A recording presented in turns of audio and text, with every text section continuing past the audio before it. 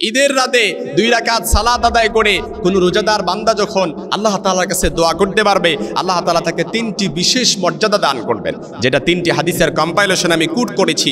মনে রাখবেন, এর মধ্যে সর্বপ্রথম যে মর্যাদা আল্লাহ তাআলা তাকে দান করবেন, তার কোনো দোয়াই আল্লাহ তাআলা ফেরত দিবেন না। অর্থাৎ রমাদান মাস যখন শেষ হয়ে গেল, আমরা যখন ঈদুল ফিতরের চাঁদ দেখে ফেললাম, ওই চাঁদ রাতে আপনি যদি 2 রাকাত সালাত আদায় করে আল্লাহর কাছে দোয়া করতে পারেন, যা দোয়া করবেন তাই আল্লাহ তাআলা কবুল করে নেবেন। ওইটা হচ্ছে ওই চাঁদ রাতের মর্যাদার ফজিলত। এটা আমার কথা নয়, নবীজি সাল্লাল্লাহু আলাইহি সাল্লামের হাদিস। আব্দুল্লাহ ইবনে ওমর রাদিয়াল্লাহু তাআলা আনহু বর্ণনা করেন, যে ব্যক্তি জুমার রাত, রজব মাসের প্রথম রাত, অর্ধ শাবানের রাত এবং 2 ঈদের রাত সহ এই 5 রাতে কোনো দোয়া করে, সে দোয়া আল্লাহ তাআলা তার কোনো দোয়াই ফিরিয়ে দেন না।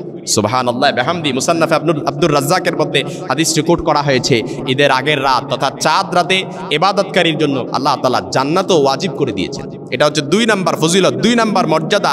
আর এক হাদিসের বর্ণনায় উঠে এসেছে, মুআজ ইবনে জাবাল রাদিয়াল্লাহু তাআলা আনহু বর্ণনা করেন, নবীজি বলেছেন, যে ব্যক্তি 5টি রাত ইবাদতের মাধ্যমে জাগ্রত থাকবে, তার জন্য জান্নাত ওয়াজিব হয়ে যাবে।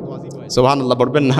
সুবহানাল্লাহ বিহামদি। এর মধ্যে 1 নাম্বার হচ্ছে জিলহজ মাসের 8 তারিখের রাত, 2 নাম্বার জিলহজ মাসের 9 তারিখের রাত, যেটা আরাফার রাত বলে আমরা চিনি, 3 নাম্বার ঈদুল আজহার রাত এবং ঈদুল ফিতরের রাত, এবং 5 নাম্বারে বলা হয়েছে অর্ধ শাবানের রাত। এই জন্য মনে রাখবেন, 2 নাম্বার মর্যাদা যেটা হাদিসের মধ্যে কোট করা হয়েছে, সেটা হচ্ছে তার জন্য জান্নাত ওয়াজিব হয়ে যাবে। 3 নাম্বার যে বিশেষ মর্যাদা আল্লাহ তাআলা ওই চাঁদ রাতের ইবাদতকারীর জন্য আল্লাহ তাআলা ঘোষণা করেছেন, এ রাতের ইবাদতকারীদের অন্তর মরবে না। সুবহানাল্লাহ বিহামদি। হাদিসের একাধিক বর্ণনা এসেছে। হযরত আবু উমামা আল বাহিলি রাদিয়াল্লাহু তাআলা আনহু বর্ণনা করেন, নবীজি বলেছেন, যে ব্যক্তি 2 ঈদের রাত আল্লাহর কাছে সওয়াব পাওয়ার নিয়তে ইবাদত করবে, তার অন্তর সেদিনও জীবিত থাকবে যেদিন সকল অন্তরের মৃত্যু ঘটবে। সুবহানাল্লাহ বিহামদি। ইবনে মাজার বর্ণনা এসেছে। আমি সবগুলো হাদিসের সংক্ষেপ করার জন্য আমি জাস্ট শুধুমাত্র বাংলা কথাগুলো আমি উল্লেখ করেছি আপনাদের কাছে, আরবিগুলো উল্লেখ করে নাই।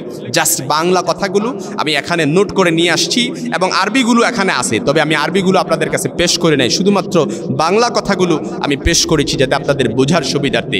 এজন্য 3টি বিশেষ মর্যাদা চাঁদ রাতে ইবাদত করবেন, আল্লাহ তাআলা আপনাকে দিবেন। এর মধ্যে 1 নাম্বার দোয়া ফিরিয়ে দিবে না, 2 নাম্বার জান্নাত ওয়াজিব হয়ে যাবে, 3 নাম্বার যেদিন সকলের অন্তর মৃত্যু ঘটবে, সকলের অন্তর মারা যাবে, সেদিন আপনার অন্তর জীবিত থাকবে। এর চাইতে ফজিলতপূর্ণ বরকতপূর্ণ রাত্রি আমার কাছে মনে হয় না যে আল্লাহ তাআলা অন্য কোনো রাত্রির ব্যাপারে বলেছেন।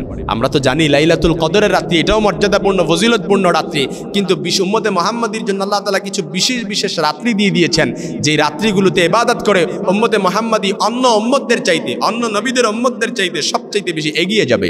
এজন্য আল্লাহ তাআলা এই বিশেষ মর্যাদাগুলো দিয়ে দিয়েছেন। এজন্য আমরা যদি চাঁদ রাতে, রোজাদার বান্দা যখন রোজা শেষ, রমাদান শেষ হয়ে যাবে, চাঁদ যখন উদিত হবে, এই চাঁদ রাতে যদি 2 রাকাত সালাত আদায় করবেন, ইস্তেগফার, দোয়া, দুরূদ শরীফ যেগুলো পারি না কেন, যেই দোয়া দুরূদ শরীফ পারি, এই দোয়া দুরূদ শরীফ পেশ করে ইস্তেগফার পড়ে আল্লাহর কাছে মোনাজাত ধরবেন, যেই দোয়া করবেন আল্লাহ তাআলা কবুল করবেন। এটা আমার কথা নয়, নবীজির ওয়াদা। আল্লাহ তাআলা আমাদের সকলকে যেন এ রাতের ফজিলত, এই চাঁদ রাতের মর্যাদা এবং ফজিলত আল্লাহ তাআলা আমাদের ভাগ্যে নসিব করেন।